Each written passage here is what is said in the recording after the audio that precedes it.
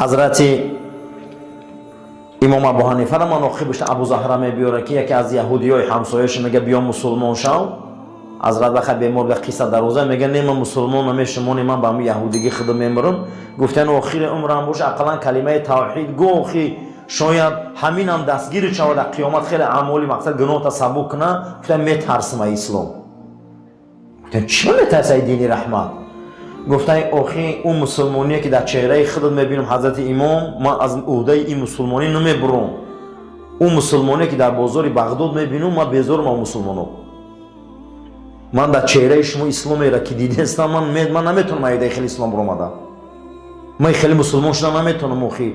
تمامی پونکتا را من در وجود شما میبینم، من میدونم اسلام چیه. لیکن اون اسلام مسلمانی که در بازار بغداد میبینم من در کار نیست خالی مسلمانی. اینش تهمت کرده است، اینش دسیسه کرده است، اینش در شکست اینش در حق خودش بخیلی کرده است. تمامی جزا و جنایت امروز است بوده در بین بازار عراق. ما در سر مسلمانان بین دیگرش میبینم. ما در خیلی اسلام در کار نیست حضرت. من ایده خیلی اسلامی که همون من بیزارم یهودیگی خودم خوبه. لیکن او چهره که در چهره شما میبینم او اسلام من از ایده اونا میبرم.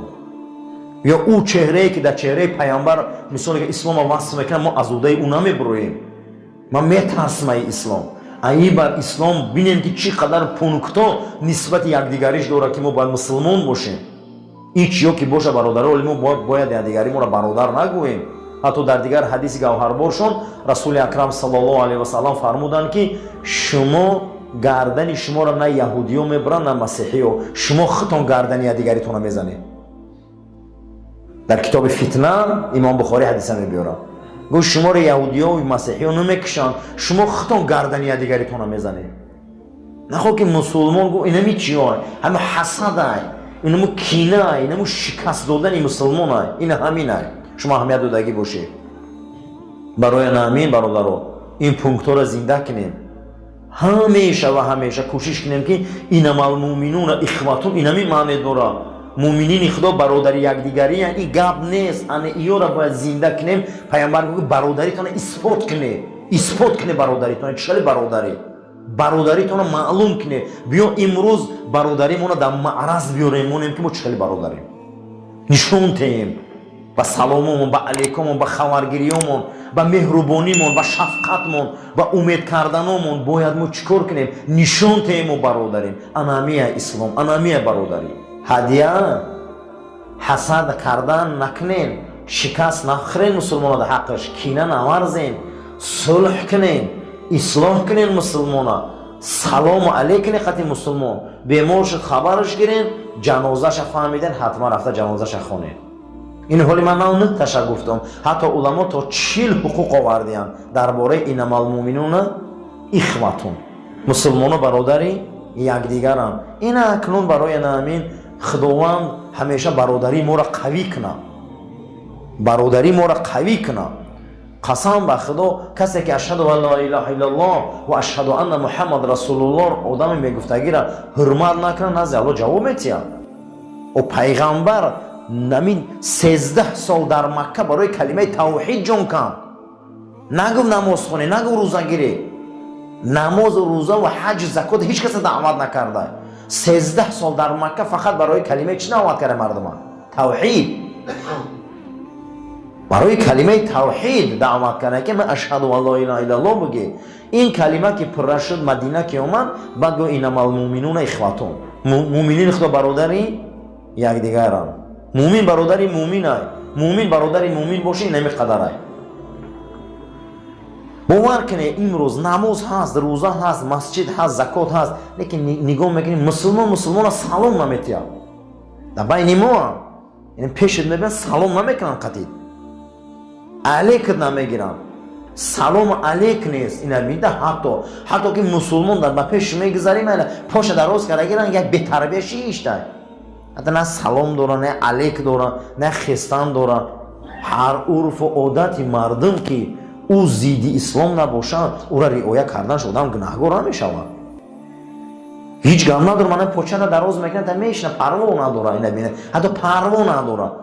همون پروا که نکرد دون که انمون نسبت انسان چی داره؟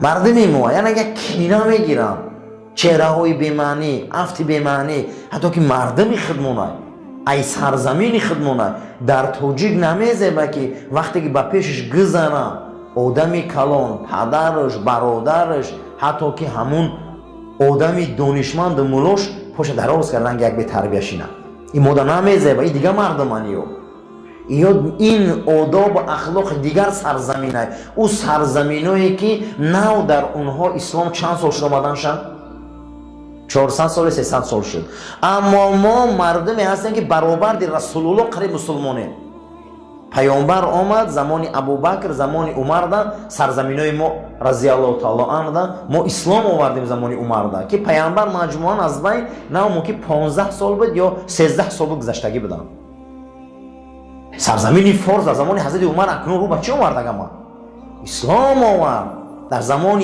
حضرت عمر دیگه حکومت زردشتی از بین گم شده بود زمان حضرت عثمان در بخارا زمین به پورگی اسلام آوردگی بود ما در زمان خلافت اسلام آوردگیم اما اینها در زمان امیرای اسلام آوردن این سرزمینای من قفقاز منطقه ها 300 سال شد مسلمانی شد امروز میبیایم مردم ما فرهنگ اخلاق در او پاش دراز میکنه با وجود که این برابر دی رسول الله مسلمانه هم خیلی هستیم یا نه به همو تقلید میکنن به همو سلامشون به همو علیکشون ما مردمی هستیم که 1400 سال شد قریب برابر دی رسول اکرم این همین سال شماری هجری همین سال بینه 1000 چنده برابر دی انا همین ما ایمان آوردگیم سلمان فارسی را بینه و صحابه را بینه بعده علما را بینه ما در زمان حضرت عثمان بخارا زمین رو به اسلام آورد الحمدلله باید از ما تعلیمات گیرن از ما شیشتنه یاد گیرن ای ما خستنه یاد گیرن از ما سلام یاد گیرن از ما علیکه یاد گیرن از ما گپ زدن و ریش ماندن و مقصد سلام ماندن یاد گیرن برای همین سببش چیه سببش همینه که انما المؤمنون اخوة مؤمنین خدا برادر یکدیگرن زیر سوال رفته این قدر پونکتا حتی تا 40 پونکتا برده علما رسوندن وقتی که ما مسلمان و برادر یکدیگر وقتی که ما مسلمان میگیم خودمانا این پونکتا را زنده کنیم اول در کار نیست با زبان لازم نیست که ما الحمدلله مسلمانیم در عمل نشان دهیم که ما مسلمانیم برای همون پیامبر اکرم صلی الله علیه و سلم آیه مبارکه قرآن مثال سوره حجرات انما المؤمنون اخوة مؤمنین خدا برادر یکدیگرن این اثباتش انمی اید در انمی مدرویه که همون روز اید گردن میکنی همون چیه هدیه دا مدرویه این همین آیه مبارکه قدی هدیه دادن سنت رسول اکرمه اید گردک سنت های هیچ کس حق نداره هدیه را من کنه هیچ کس حق نداره حتی همون اجداد رسول اکرم سیدزاده ها حق نداره هدیه را من کنه ولی هدیه به پیامبر حلاله یا حرام هدیه برای رسول اکرم حلال بود حلاله اینمی ایدگردک ده همین میدرویه امروز شما ایدگردک کرده همش بخش چی ده میدرومده همین هدیه ده برای همه مبارکه هدیه چرا قوی میکرده انا همون آیه مبارکه که ما را چی گفت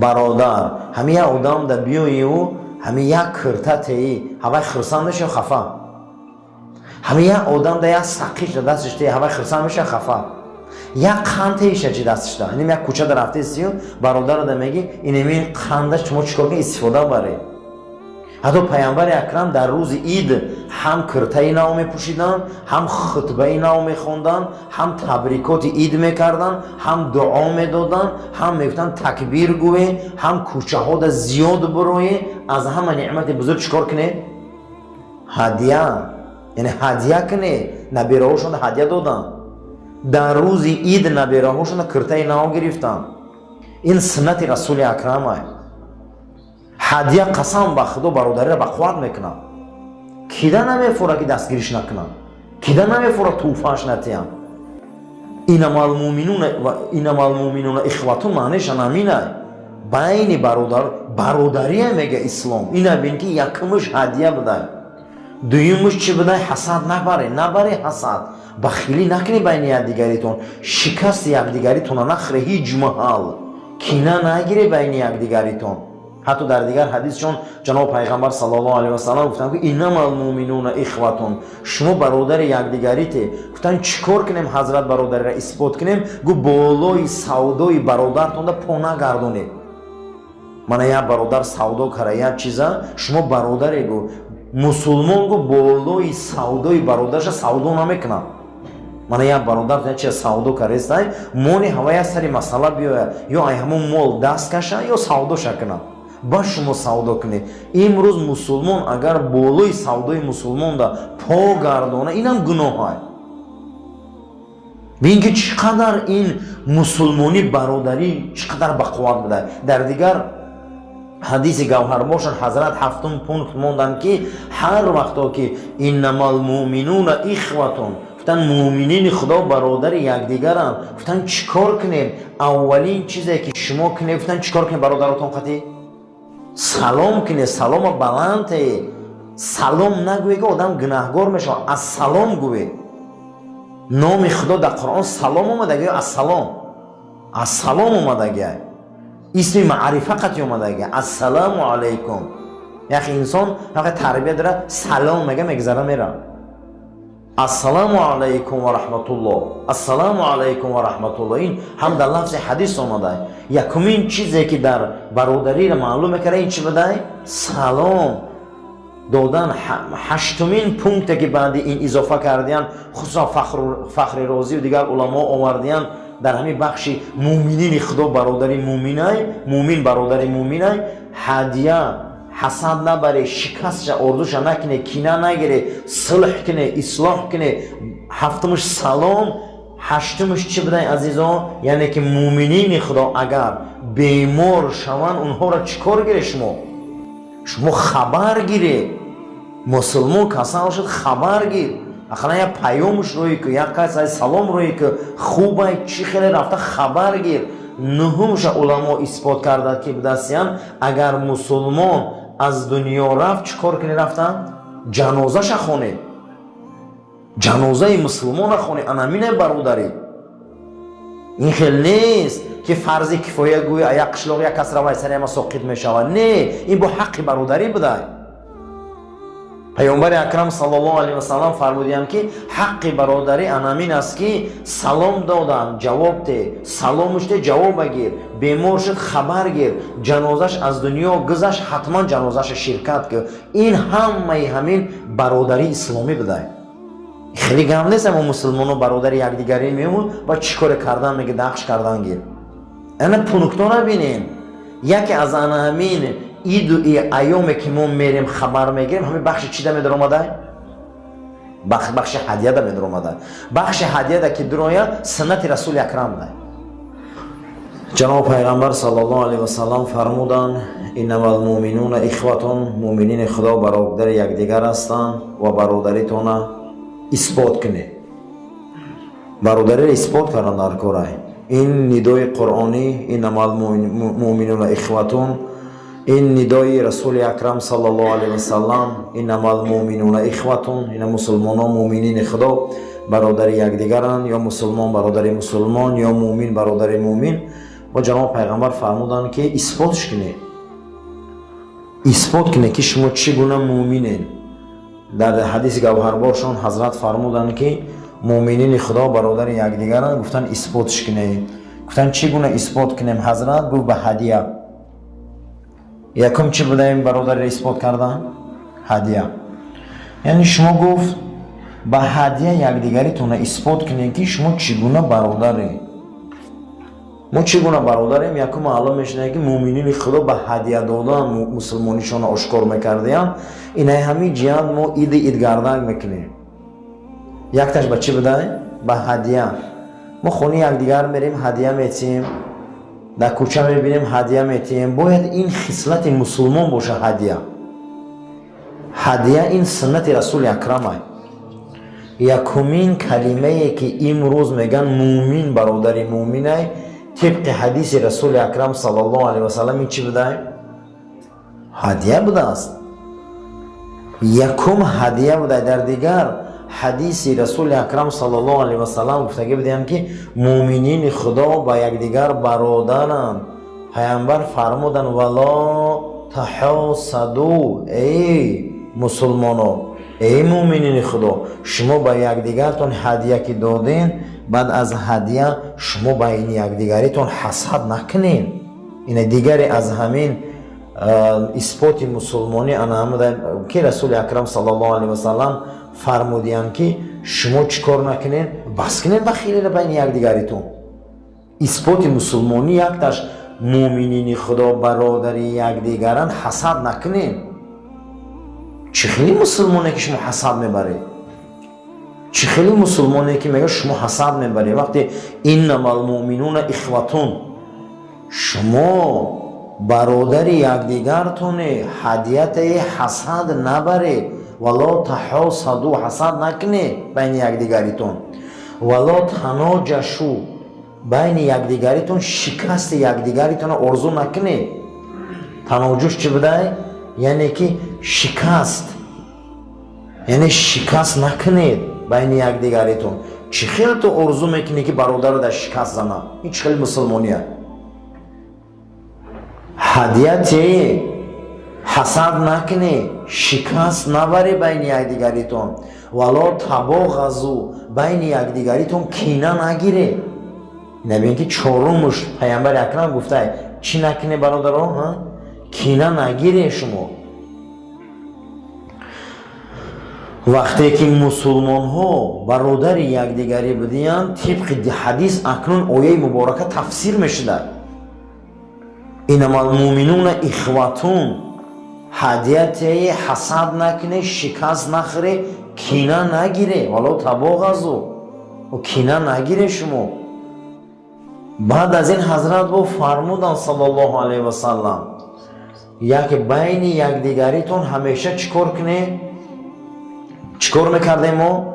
فاصلحوا بین اخویکم، شما بین اخویکم چیکار کنه؟ صلح کنه. آدم به جنگ نمیشه و به قهرگی نمیشه. بعضی انسان ها رفتارشون بزیبه، فعلشون بزیبه، تربیتشون بزیبه، لیکن شما از دروازه چی بیایه؟ صلح بیایه. شما خیلی بینین بخشین شب کمبوتیاش اصلاح کنین.